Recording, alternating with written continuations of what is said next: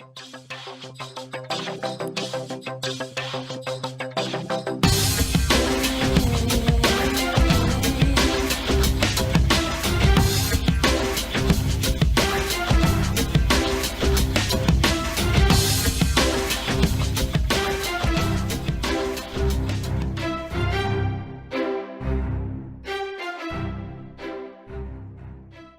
everyone, welcome to the CareerMetis Podcast. This is your host Nisar Ahmad.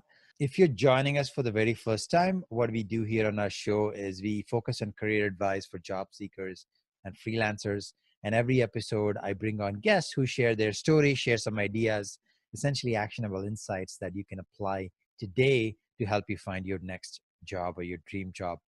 And this is episode 108 of the CareerMetis Podcast. And this episode is part of the Career Expert series. Our expert guest today is Nick J.Murphy. Nick J.Murphy is the host of the Job Lab podcast and also the founder of Mid-America Careers. He's a former professional athlete, experienced HR tech entrepreneur, father of 5, speaker, and a frequent media contributor on topics related to jobs and careers. Fox Business, USA Today, The Wall Street Journal, Yahoo Business Insider, HR.com, and many other national outlets have featured his insights. Prior to becoming an entrepreneur, Nick's corporate experience included award-winning tenures at 3 of the world's largest job sites, Career Builder, Monster, and Indeed.com. So definitely someone who knows the industry inside out. And we'll be learning a lot from more about Nick and his and some of his ideas as well as we go along in the interview. Hey, Nick, welcome to the podcast. Thanks for having me. Great to be here. So I know I read a brief overview of yourself. I'm really curious. I mean, you had a very strong, successful tenure at job sites, Career Builder, Monster, Indeed.com. First of all, I'm just curious, what drew you to that niche in that industry? Was it something that you started right out of college, or was this something that you were drawn towards? I think, like so many people, it's something that I somewhat fell into. As I was getting done playing in the NFL, I was 26, and I went through the job seeker experience for the first time as a transitioning athlete and someone who had a bachelor's degree, who had some experience. But on paper, I didn't have a traditional internship. When I was playing college football, I had been spending the first 4 years of my professional career, punting a piece of inflated pig leather. Like it's not very transferable. So I kind of fell into the space because I realized how broken the process was. Went to start a video resume company back in 2006, raised some money, went out and did that. And I think that was really kind of what forayed me into the space. Learned a lot there, had some successes, some failures, obviously, as a 26-year-old entrepreneur with no business experience might have, but learned a ton about talent acquisition, job seeker behavior, how companies hire, what people want, and where the disconnects were. Took that to Career Builder, Monster, and Indeed, and had a lot of success there. And just, I'm an entrepreneur at heart. So going out on my own and building my own job site with Mid-America Careers was certainly something that was going to happen eventually. It was just really a matter of when and what path that took. So I'm curious about the transition. I mean, these job sites, these are global brands. Everyone around the world know who they are. Career Builder, Monster, Indeed.com. Seems like based on your answer, you had a successful tenure there. What made you jump? Was it the entrepreneurial mindset that drew you towards starting Mid-America Careers, or you noticed there was a niche in the market that you wanted to get into? A little bit of both. I think the other one, it's the former first and foremost. I'm just not someone who was ever going to be happy working for someone else. And some listeners might relate to this. I could get excited about an opportunity, and then 3 to 4 months into it, I would have poked holes in the business or in the way things were done. And I want to solve those problems and do things outside the box. And that's not always possible in corporate environments, especially large companies. So, it was just a matter of time before I went out and did something on my own. And then I saw an opportunity living here in the Midwest United States. No one had tried to wrap their arms around the region as a whole and move the Midwest forward. And so that's what we want to do with Mid-America Careers. And that's what we've been focused on the last 1.5 to 2 years. Then you started the Job Lab podcast, where you do interviews. You also talk about career advice. And what was your motivation behind that? What drew you towards starting a podcast? Oh, good question. My coach that I work with just challenged me. He said, who are you serving? Like every single day, sure, you sell job advertising, and yeah, indirectly you might help people find jobs, and some companies are going to feel the need. But like if you got hit by a truck, there's a million places that they could go advertise. but what are you doing to make a difference? What are you doing to share what you've learned and really help people move the needle in their careers, professionally and personally? And that kind of hit me. And I said, I do know a lot about how the back end of HR works, about how companies go about sourcing and hiring candidates, understanding a lot of the gaps and things that just the layman doesn't necessarily get. And so I wanted to create the podcast in order to get outside of just the Midwest, because a lot of this knowledge is valuable globally, certainly in any Western economy, it's relevant. And also just from a personal brand standpoint, and to share what I know with people that can benefit from it. At the end of the day, it's who can I help close the gap between where they are and where they want to be in their career. And that's what the podcast is all about.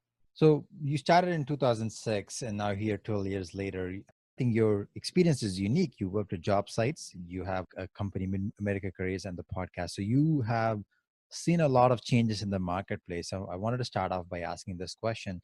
What has changed in your experience? How has job search changed in the last 10 years or even the last few years? I mean, programmatic advertising is kind of king now, and some companies are getting very fancy with day parting and doing things. And programmatic, for job seekers out there that don't understand it, it's essentially dynamically and programmatically bidding on content at the right time at the right place. So think AdWords, but for job postings across a whole bunch of different job sites. So that, I think, from a technology standpoint, has really changed the job board industry and how job advertising is done.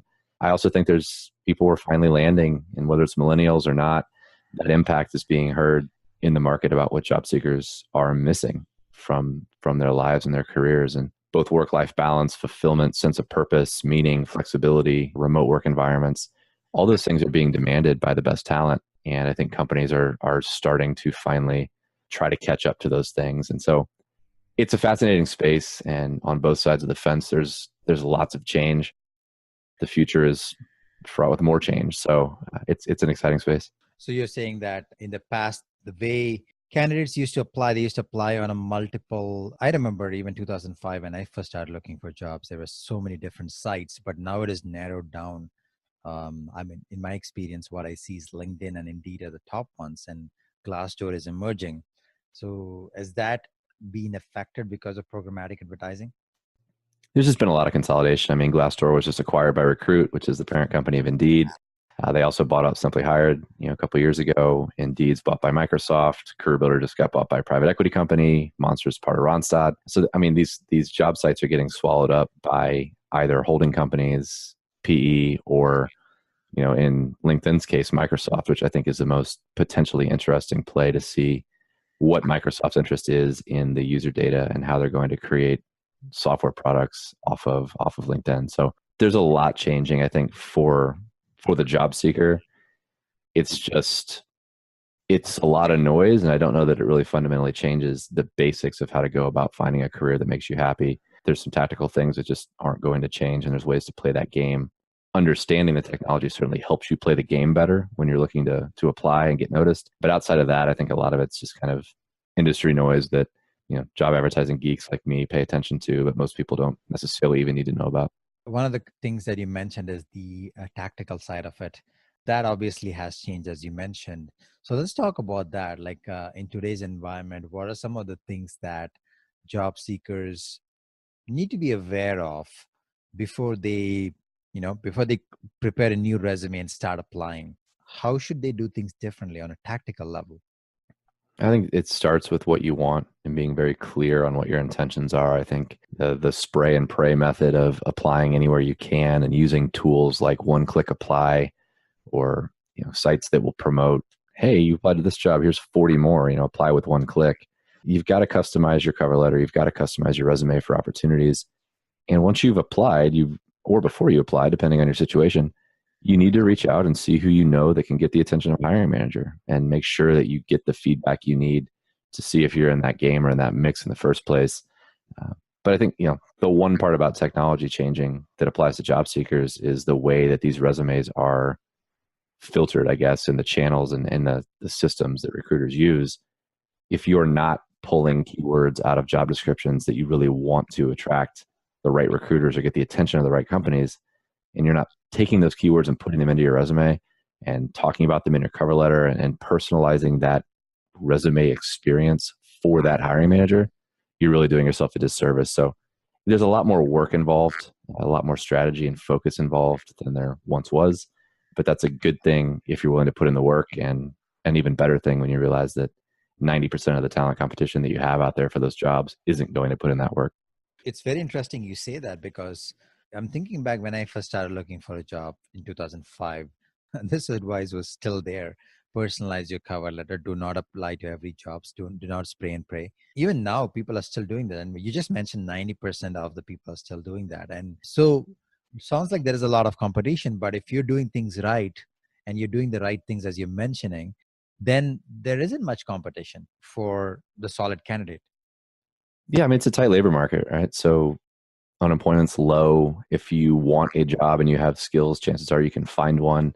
Finding what's fulfilling and finding what fits you right now is, I think, the biggest challenge that people are facing. It's not, can I earn a living? Can I make a paycheck? It's, is this enough? Is this what I want to spend my time doing? Is it going to move me down the path towards what I've envisioned for my career and the impact I can make? And obviously the income and the lifestyle that you want to live as well. So, a lot of it hasn't changed. It's just become more and more important because the technology that recruiters are using is more and more sophisticated, and people that are not doing those things now are basically being bypassed and ignored algorithmically and through the technology. So a human being isn't even seeing that stuff a lot of times. Sounds good. No, that's totally true. I think that's a word of encouragement for all job seekers out there. The market has changed compared to many years ago, where you needed to get a job. Now you have options. Now you can get jobs that you are in control. You can try to find the jobs that fit who you what type of career you want to be, and that's like a big focus right now. I see that as a shift every day on LinkedIn. I see similar articles, to the point even people are ghosting at work, meaning candidates apply jobs, then they don't show up because there's so many opportunities for them, for the good candidates at least. Yeah, and in certain industries, I mean, if you're a nurse, for example, you could quit your job at breakfast and have two offers by lunch. I mean, there are markets that are just that competitive. And so, ghosting your employer is not good. The world's small. You don't want to burn relationships. But if you're an employer out there in this labor market, you've got to understand that saying, I'm going to pay you, and if you don't want this job, somebody else will. I mean, that's just not good enough anymore. It's a two-way street, and employees will give their all to companies that understand their motivation and get past the, can you check these boxes from a skill standpoint, and really align where they are and what they want, obviously with what they can do, and then what the company is able to do for them on those personal and really career development kind of paths. That's where a lot of job seekers are leaving companies. It's not that their job's terrible and they hate it.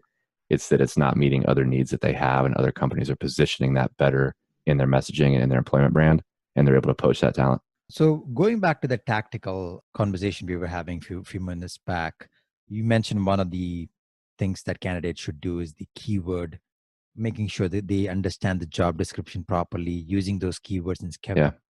resume. What other recommendations can you suggest for job seekers today?